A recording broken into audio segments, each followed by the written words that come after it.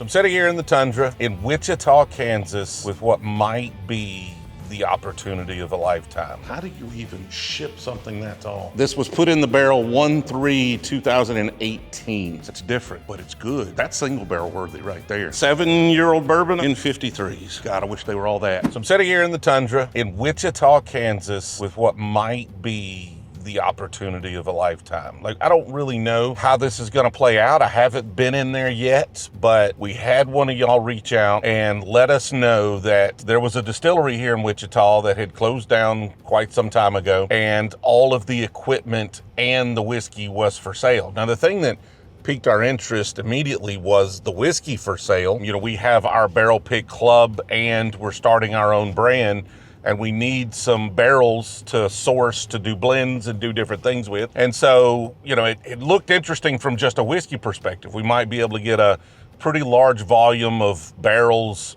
fairly reasonably. We got to talking to, you know, the person that reached out, and he was kind of brokering conversations with the owners. I can't talk numbers, but the deal was if we buy all the barrels of whiskey at the cost that they have valued them at, they're gonna throw in all the distillery equipment for free, or at least most of the distillery equipment for free. So this is a chance to get an awful lot of really, really nice distillery equipment to start our own distillery with. We're here. We're gonna check out this equipment. Now, some of it's got a little bit of damage. You know, there's a few issues. There's a few pieces that they're not wanting to sell for some reason or another. And then there's 70 barrels of whiskey. Couple issues with the whiskey. One, a lot of the barrels are 30-gallon barrels, and I am a fan of 53 gallons. The other thing being the reviews for this whiskey that this distillery put out are not good. Like, they're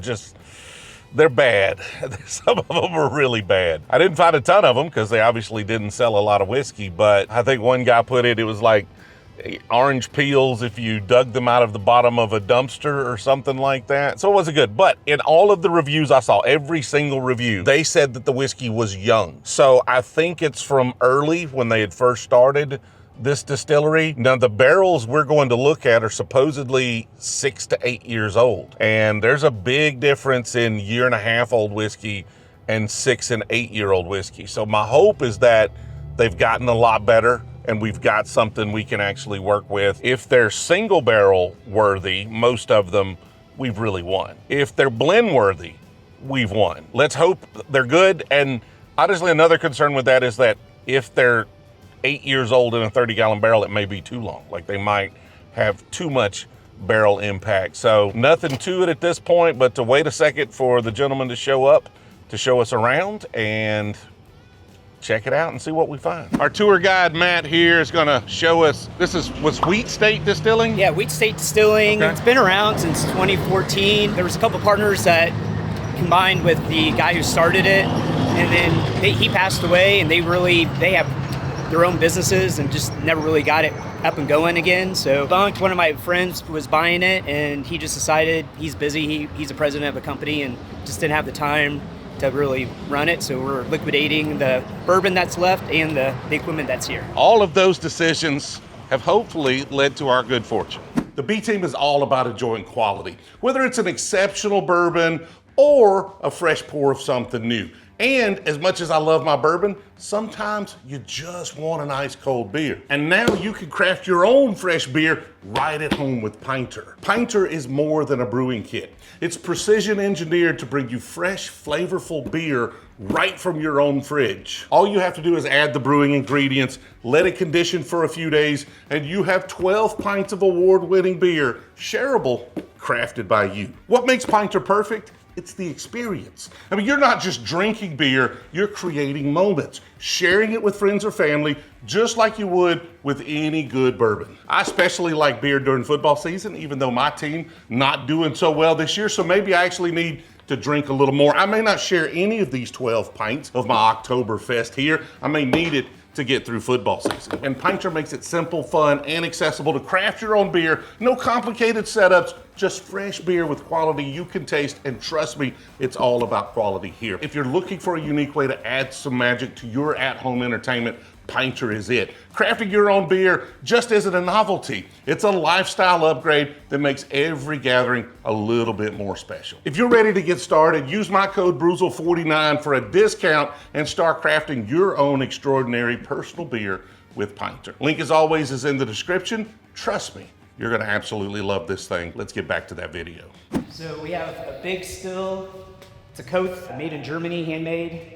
And then a smaller setup. They haven't really used the big setup for a few years. Anything they've done has been on the small setup. The third column is the one that's, or the second column, excuse me, is the one that's damaged from when you moved it here. Right, so this is its third location. Okay. It went from like an industrial area, and then they moved it down to Old Town, and it was kind of a restaurant deal they had behind glass, and then when they moved it here, it was damaged on that third time. Okay. You can see a little damage right, that eye is pushed in. Right. Luckily for us though, if you're making bourbon with this thing, you don't even use that column. So you could set it up without it and then have it repaired if you ever want to make, you know, vodka or something that's higher proof. Honestly, don't even think you would use this entire first column here to make bourbon. So this is a 2,000 liter Koth still, which is bigger than I probably would have bought outside of a deal like this. But like our goal ultimately is to have a continuous column that we're running, but the column I want costs money I don't have and takes years I would have to wait to actually get it. So this could be something that could get us started as soon as we have a place to set it up and actually start producing. So that's your control panel. Okay. We were actually going to upgrade it to a bigger screen. I think it's still in German actually. But they were running it. They knew what to push when they were running it. So it's set up, it works. It would work. That's here, yeah. And this is the little still that they were distilling here. Yeah, and I don't even think this cooling system even has to be there. I don't know why they had it set up like that. But just to give it some support. We are thinking about doing a micro distillery. Okay. And using this potentially, and then having like a bar. But we don't have anywhere to put it, and we don't have a plan for it. So with this not being set up, are there mash pumps or anything to put mash into this thing? I mean, that's the mash tank for it, right? Basically, everything's included except for the forklift has been sold already. Right. The camera system stays. And there was the reverse osmosis system. Yeah, the reverse osmosis system. That's in the corner. Any particular reason they want to keep that? They sold it. Wichita's a big aircraft town, and there's a guy that has an oxygen company that basically do all the tubing that's in private jets. He wanted it, and he was friends of ours, and they had sold it. There's some sort of pump there, isn't it? Yeah. We have a few pumps around, and I don't know exactly what. And the pumps are included, though, and we'll just have to figure out what they do. And this is your bottling setup? Eventually, you probably want to upgrade it. I mean, it'll bottle for now, right? Yeah. And there's a labeler. 3,000 liter mash tun, also jacketed for steam. So the boiler is way bigger than. My Lord. What were they cooking? How do you even ship something that tall? At least 8 feet tall. If y'all know somebody that knows how to deal with something like this, like the columns, okay, I could get those apart. I probably package those up. Yeah. The pot, gonna need equipment, and this you're definitely gonna need equipment to move this. And these are totes of various alcohol. That's whiskey. 80. That's been already proofed down. A little bit of rum.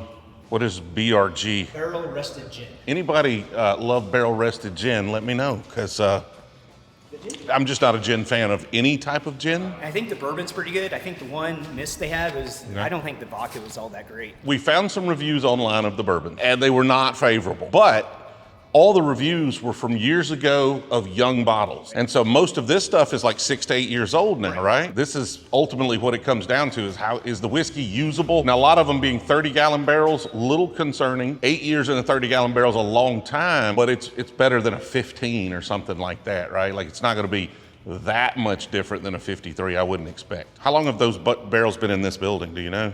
Probably a couple of years. A couple of years. So this building, not super hot. Like, we're not getting a ton of heat like a rick house. So honestly, these 30 gallons might be best. So we've got the boiler, all of that, totes and miscellaneous containers full of things. Yeah, and you see there is like a pump, another pump. Yeah, another pump and some connectors and miscellaneous things there. We want to be as automated as possible when we get our set up, try to maximize the equipment. I don't know if we'll be distilling every day when we start, but at least we want it to be efficient when we do. So we've got this big boy right here, the still, this sled over here, which is basically a mashing setup for that little still. All right, so what are we starting? We're gonna start right here in the middle. So this is 100% corn. So basically it's bourbon, it's just 100% corn bourbon. Right.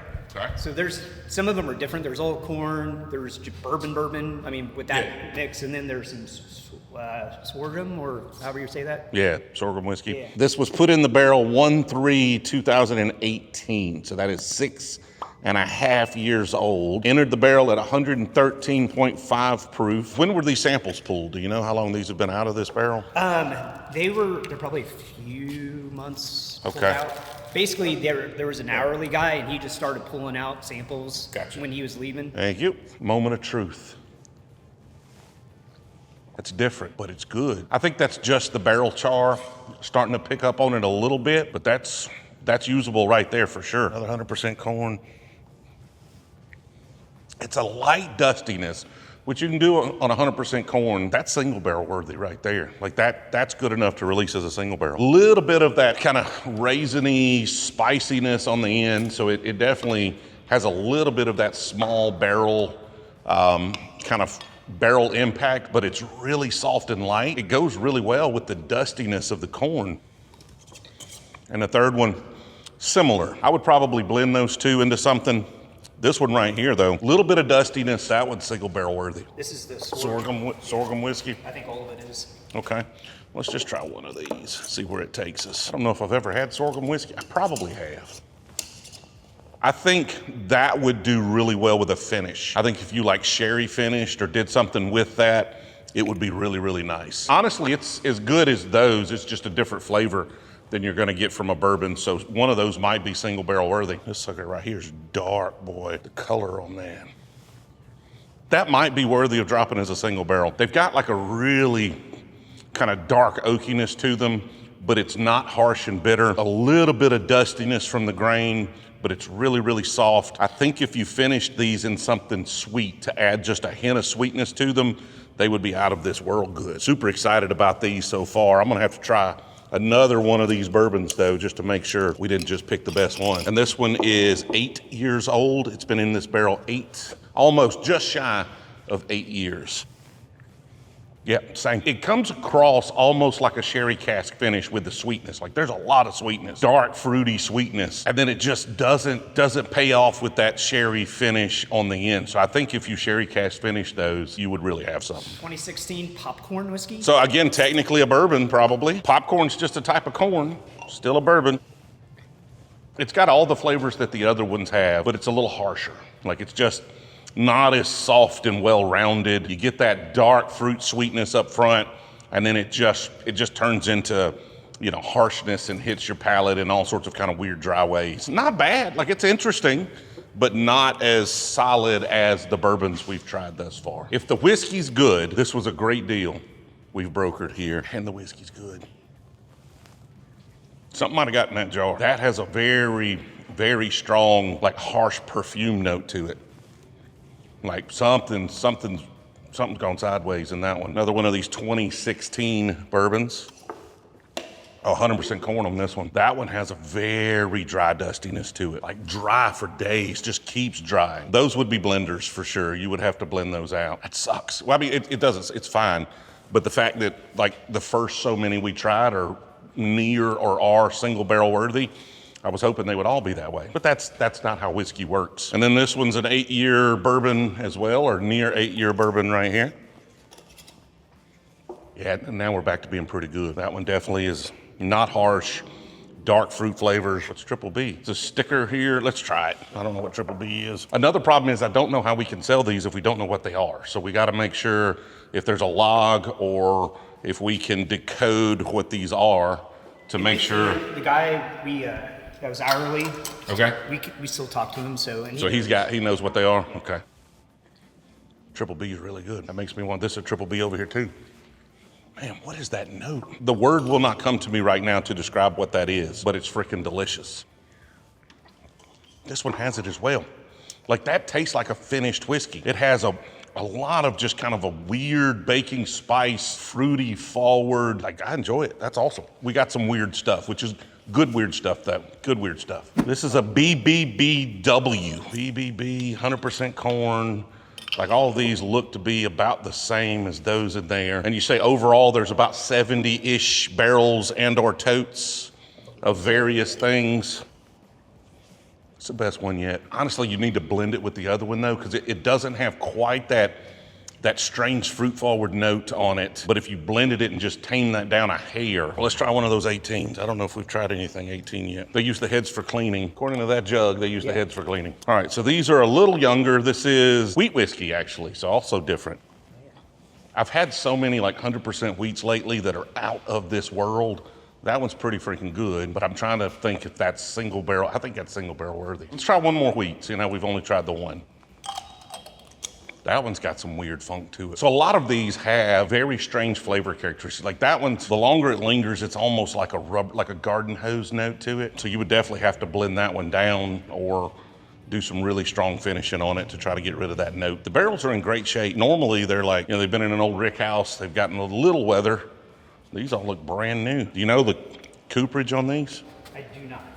I don't see a cooperage mark on any of them. Lots of times small distilleries, especially pandemic small distilleries, although most of these were distilled before then, you just kind of get what you can get as far as barrels go. Barrels are not always easy to get if you're not doing volume. And that actually could have an impact on why some of these taste like they taste. So these are gonna be, 7 years old or so, almost 7 years old. So we're gonna tap at least one of these to see what they taste like. Problem being is we need to roll it over on its side to do that. So we've got our Harbor Freight slide hammer here, a small whiskey thief, and a rubber mallet. Now we got to get one of these big boys on their side. Let's figure out which one. All of these appear to be 2017. What about those over there? Those are big, those are 60-gallon barrels. Now I'm just gonna flip it like this. This one has obviously been leaking a good bit. The trick with a whiskey thief is to let it sit in there for a minute. Don't rush it. Let it fill up. It's like a straw. The problem with this whiskey thief is it might be a little too short to reach the good stuff, which is a problem a lot of us fellas have to deal with. Not me particularly, but it's a common, well-known problem that sometimes your thief is a little short. This one is just barely long enough. That will be enough of a sample for us. We're gonna try this probably original distillate from when the distillery first opened 10 years ago. Yeah, that's a pretty good barrel. Not a lot in it. It is below half, so you're not gonna get a ton of bottles out of this. You're getting some barrel impact with that for sure. Kind of that baking spice, slight, subtle raisiny notes, little bit of that dustiness from the grain on the finish, but that's good whiskey. That's a big boy. It's leaking, but it don't look like it's leaked a lot. So let's try it and then we'll call it. All right, 7-year-old bourbon I think we were dealing with here in 53s. God, I wish they were all that. Less barrel impact on this one, as you would expect. Little soft dustiness on the finish, a little nuttiness through the middle of the palate, which you don't get with the ones that are smaller barrels. But the smaller barrels also have a really interesting fruit forwardness. So I think if you take these and blend it down with that, and you can get that like soft nuttiness through the mid palate, that light dustiness on the finish, but maybe add some of that fruit, we're in for something here. Looks like we have struck whiskey gold here. We're gonna do some measurements, try to figure out what it's gonna take to make this deal happen and to get all of this stuff to Opelika, Alabama. And where am I gonna put it? Like, I don't know how I'm getting it there. I don't know where I'm gonna put it. So we got some thinking to do, but things are moving forward. This was not the right time for this, for us. It's the right time for the whiskey. It's not the right time for all the equipment because we've still got to build a building. There's not a building with it still that high.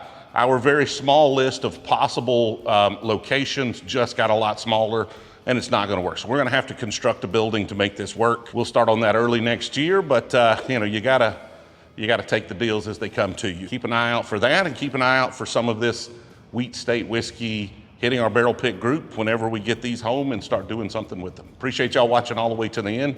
See y'all in the next one. Hey B-Team, are you ready to look fresh for family get-togethers this holiday season? Do you want your friends and family to know you have a selection, not a collection? You know Uncle Ted watches the channel as well. Instead of listening to all those rehash stories from high school, you can actually talk about bourbon. If you want to rep the Brewzle community, then listen up. We're going to change how we're doing merch just a little bit. The Brewzle team is dropping a massive amount of all new merch to keep our Brewzle community looking their absolute best. We're releasing 5 new t-shirt designs, hats, leather coasters, koozies, and a members only kit from Aged in Ore. Now, whether you're looking for some new gear promoting your love of bourbon or a gift for a bourbon lover in your life, then be ready when we launch on October 19th. Be sure to grab some new Brewzle gear on launch day because every one of these is in limited supply.